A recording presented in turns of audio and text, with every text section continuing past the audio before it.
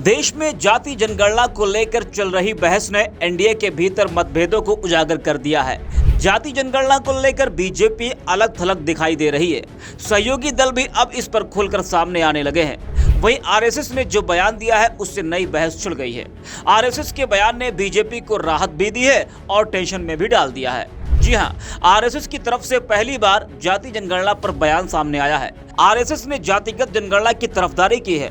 RSS के अखिल भारतीय प्रचार प्रमुख सुनील आम्बेकर ने कहा कि जातिगत जनगणना देश की एकता अखंडता के लिए एक महत्वपूर्ण मुद्दा है, इसलिए इसको बहुत गंभीरता से लेने की जरूरत है। इस पर राजनीति नहीं की जा सकती है। जातिगत आंकड़ों का इस्तेमाल अलग अलग जातियों और समुदाय की भलाई के लिए करना चाहिए। वहीं आरएसएस के बाद अब सुभाषपा अध्यक्ष ओम प्रकाश राजभर का भी जातिगत जनगणना पर एक बड़ा बयान सामने आया है। आपको बता दें कि यूपी में उपचुनाव होना है। उपचुनाव से पहले जाति जनगणना का मुद्दा सुर्खियों में बना हुआ है। ओम प्रकाश राजभर ने जाति जनगणना का मुद्दा फिर उठाया है। उन्होंने कहा कि इसका मकसद कमजोर पिछड़ी जातियों को लाभ पहुंचाना होना चाहिए, न कि सिर्फ चुनिंदा जातियों को लाभ मिले। राजभर ने कहा कि मोहन भागवत ने आरएसएस ने जो बात कही है, हम उसका समर्थन करते हैं। उन्होंने ये दावा भी किया है कि प्रधानमंत्री नरेंद्र मोदी के नेतृत्व में एनडीए गठबंधन ही जाति जनगणना कराएगी। उन्होंने कहा कि विपक्ष सिर्फ राजनीति के लिए ये मुद्दा उठा रहा है। ओम प्रकाश राजभर ने जाति जनगणना को लेकर क्या कुछ कहा है, वो भी आप सुनिए। जाति जनगणना का मकसद है कि जो जातियों की गिनती हो, जो कमजोर जातियां हैं, जो आज तक उनको शिक्षा, स्वास्थ्य, रोजगार, नौकरी नहीं मिल पाई है, उनकी गिनती हो, उनको बेहतर जीवन जीने के लिए उनको सरकार से जो सुविधाएं मिलती हैं उनको मिले, उनकी गिनती होना जरूरी है। तो जो जातिवार जनगणना की बात मोहन भागवत जी ने कहा है, हम उनकी बात का समर्थन करते हैं। और मैं फिर कह रहा हूं, एनडीए गठबंधन माननीय मोदी जी के नेतृत्व में जातिवार जनगणना होगी और जो विपक्ष के लोग परेशान हैं वो धैर्य रखें और जातिवार जनगणना होके रहेगी।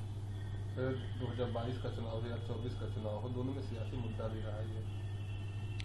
देखिए, वो लोग चुनावी इशू बना के लड़ रहे थे कि चुनाव में वोट लेने का काम कर रहे थे, लेकिन मंशा यहाँ है कि जातिवार जनगणना से नाई, गोंड, पाल, प्रजापति, बिंद, किवट, मल्ला, आर्य, कर्कवंशी, बंजारा, बहेलिया, खंगार, सपेरा, धुनिया, जुल्हा, धुनिया, अंसारी, साई, दर्जी, फकीर, जो ऐसी छोटी छोटी जातियां हैं, ऐसी जातियों की गिनती होगी, तब उस पर ध्यान लोगों का विकास के लिए, उनके विकास के लिए, रोटी, कपड़ा, मकान, शिक्षा, दवाई के लिए उन पे लोगों का ध्यान जाएगा।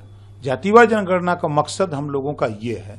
इस उद्देश्य से हम लोग की जो जिनकी गिनती नहीं है, राजनीति में 8-10 जातियों के अलावा उनकी गिनती नहीं है, तो उनकी गिनती कैसे हो, उनको हिस्सेदारी कैसे मिले, इस बात को लेकर के हम लोग बराबर लड़ते रहते हैं। और मैं फिर कह रहा हूं कि ये चुनावी जुमला नहीं है जो विपक्ष के लोग बोलते हैं, ये उन लोगों को हक दिलाने की बात है जो आज तक हक कांग्रेस, सपा, बसपा ने उन तक नहीं पहुंच पाई। तो सुना आपने। आपको बता दें कि आरएसएस ने जाति जनगणना को संवेदनशील मुद्दा बताया। आरएसएस के अखिल भारतीय प्रचार प्रमुख सुनील आम्बेकर ने कहा कि हमारे हिंदू समाज में हमारी जाति और जाति संबंधों का एक संवेदनशील मुद्दा है। यह हमारी राष्ट्रीय एकता और अखंडता का एक महत्वपूर्ण मुद्दा है, इसलिए इसे बहुत गंभीरता से लिया जाना चाहिए, न कि केवल चुनाव या राजनीति के लिए। अब आरएसएस ने यह स्टैंड क्यों लिया है, इस पर जानकार कहते हैं कि हाल के दिनों में जिस तरह संघ को आरक्षण या जाति जनगणना का विरोधी साबित करने की कोशिश की जा रही थी, संघ उस पर अपना रुख साफ करना चाह रहा था। जाति जनगणना के समर्थन को इससे जोड़कर भी देखा जा सकता है।